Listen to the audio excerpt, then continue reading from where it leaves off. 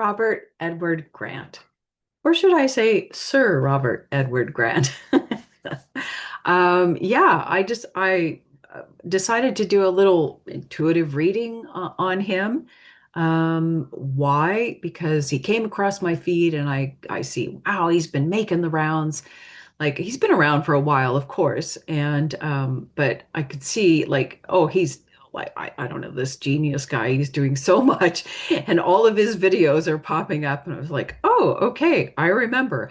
I wanted to check in on him a couple of years ago. This is the numbers guy.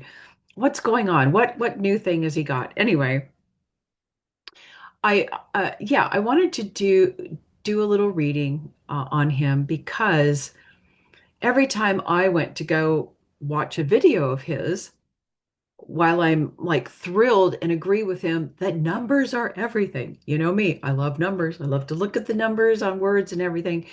And I thought, this guy is great. Everything he says, I agree with. But I could never like completely really watch a video of his, an interview or whatever, because it just like annoyed me so much, and I couldn't take it, and I thought, what is there something wrong with me? Is something off about his teachings? I don't understand. Now I know people like love him, and then there are people like, oh, hate him.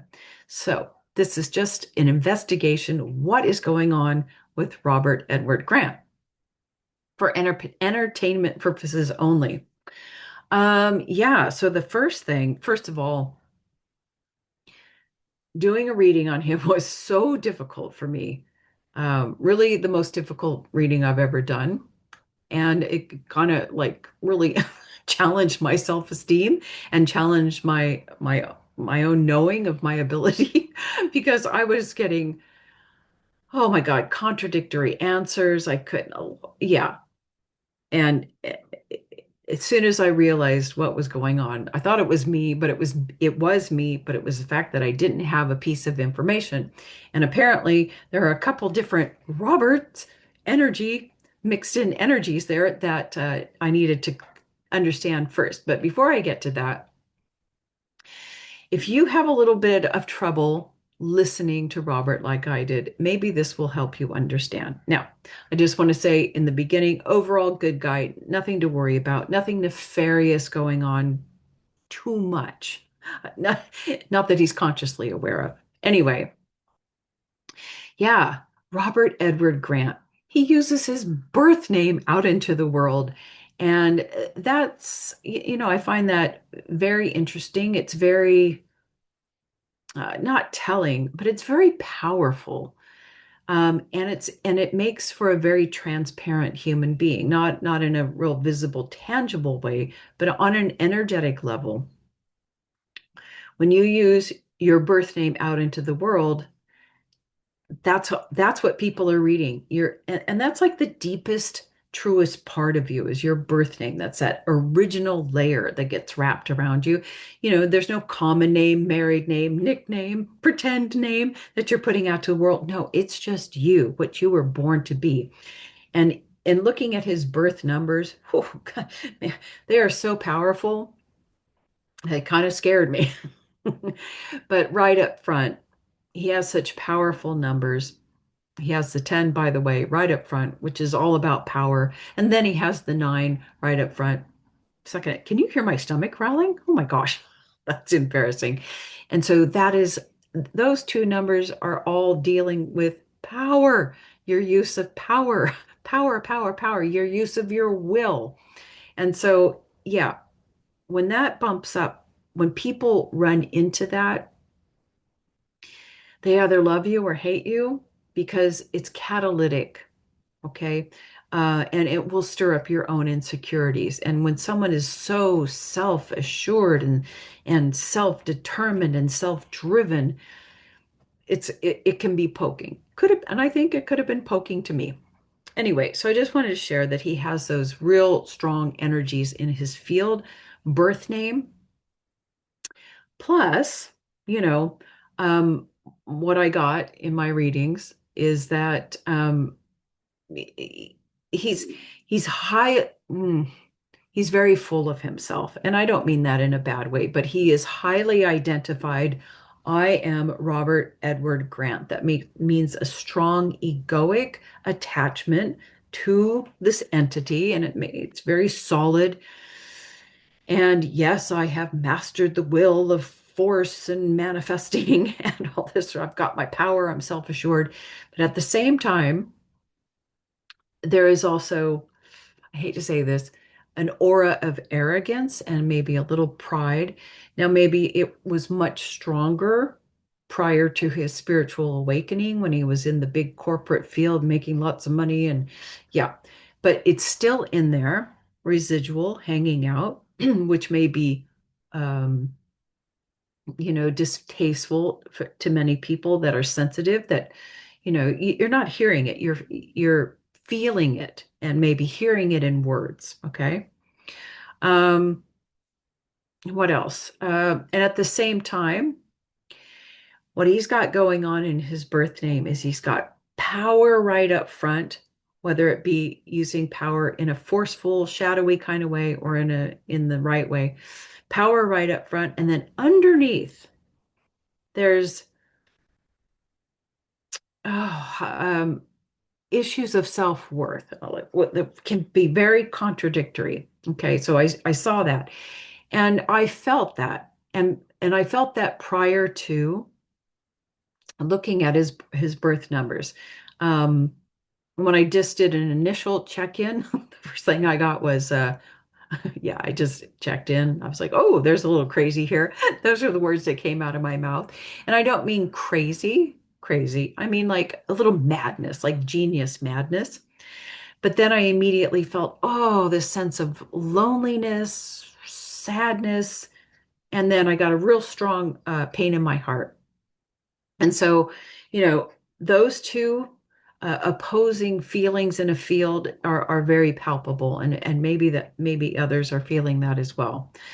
Now, let's just get on to the meat of the reading. So, why was I having such a difficult time um, getting clear with Robert Edward Grant? Well, apparently, I think I said earlier, there's about two or three Roberts energy field that I was dealing with. Now, Robert, prior to awakening, which kind of happened midlife, so there's residual Robert prior to awakening. There's Robert awakening, his journey on a spiritual awakening, and there's also Robert the walk-in. Yes, there is another energy field there. There is a walk-in energy. And what I got was, again, entertainment purposes only. We'll see.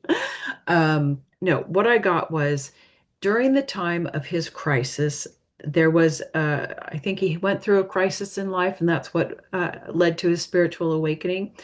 That during that time, there was an agreement to allow this another soul to come in to do some work here. Um, it is a female galactic being soul. Let me look at my notes here. Sorry. At least I did type them out. Well, let's see if I can find them. Let's see. Walk in. Yes. This is a shared body, not a takeover. So there's still Robert, right? Then there's this galactic feminine energy soul. Yes, agreed to this lifetime during his crisis. And this walk-in soul, there's an agreement that um, lots of information would be given to Robert to share with the world, although, and the reason for choosing Robert in the first place is because he does have that natural power of connection. He's a natural channel and download, and the genius, his mind is just right for all of this. So he's always been his own natural channel and genius, but because of his mental abilities, this soul came in. Because what is this soul doing here? This galactic visitor. Oh, sorry. It's a lot. Now, I'm going to say something. This visitor here is not really here for the benefit of humanity. And I know it's, now hold on one second. There's no nefarious thing going on, but this, what I got was this galactic soul is here um, for knowledge of the human experience and to conduct an experiment. And that experiment is the architect AI thing that Robert is bringing out. Okay. Um, yeah, so this is fascinating. And in return, and including his own genius, they're giving Robert, these maths, these download, and what I got were all the math stuff that he brings and the geometry, all correct. Good, good, good, good, good. I got yeses, yeses, yeses, truth, truth, truth. Okay. No misleading there. However, in all the times that I was trying to do question and, all my answers, when they were conflicting here, this was one topic that never changed. And about the AI, sorry, it's a lot of information. This is like the sixth time I've tried to make this video. The architect AI thing may not be that safe or beneficial to people using it. I don't know why, but I consistently got a no, no, no on that. Okay. Okay.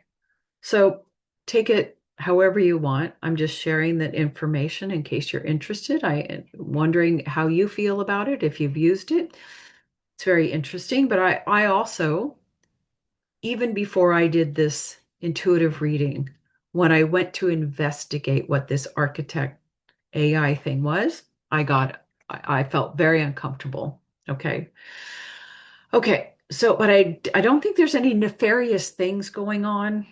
Um, and he's not consciously, yeah, I don't know. I don't know how this works, but this is just what I got. Okay. Now, yeah, so the maths and stuff that he offers to people is truthful. Architect, not so sure about. What else? Here's what I also got that may be a little off-putting to people because I've read some of the comments like, "Oh my God, I know these maths and geometries are correct, but it's so overwhelming. I don't understand what he's saying." And that's what I got, that a little bit of his ego arrogance has come in, and he makes things overly complicated. Like he shares every detail and keeps things complicated. And he does that from an egoic standpoint to, garner the attention of people. Um, yeah, he kind of likes that. It appeals, and that's why I can't listen to his talks because it's overly complicated, overly mental. And I want to know practically, how can I use this? Just keep it simple and clean. So that's a little something there. What else do I want to tell you? Um, Overall, let's see. Overall, oh yeah. And the only misleading thing that I got, and I don't think it's conscious, but there's something he's missing, that the information that he's sharing about the pyramids, and I'm not sure what that is not complete, is not fully in truth alignment. Not that he's doing something intentionally. It's just that something's missing and it doesn't feel right. And I couldn't get a clear answer, but it feels a little misleading. Okay. So, but overall, Robert is sincere on his own spiritual growth and learning. And what I got was that he's at the the level. I don't like that word, but he's in the process of the love calibration. And this is where, the altruism to help society comes in. creativity, bringing in new information for people, but it's wanting to help people. It makes for a person have deeply, highly spiritual experiences. I mean, obviously, Kundalini is in there, creating that and taking him through this journey, different levels and different learning levels. He's at the level of love and unity and loving other people. This is a very feminine aspect of his journey that he's going through right now. And it also makes him a very inspirational leader, which is very obvious. And he's able to bring in high levels of truth, but he's still a flawed individual. I mean, we all are. And what else? Yeah, overall, sincere guy, wanting to help people, bringing in new levels of truth.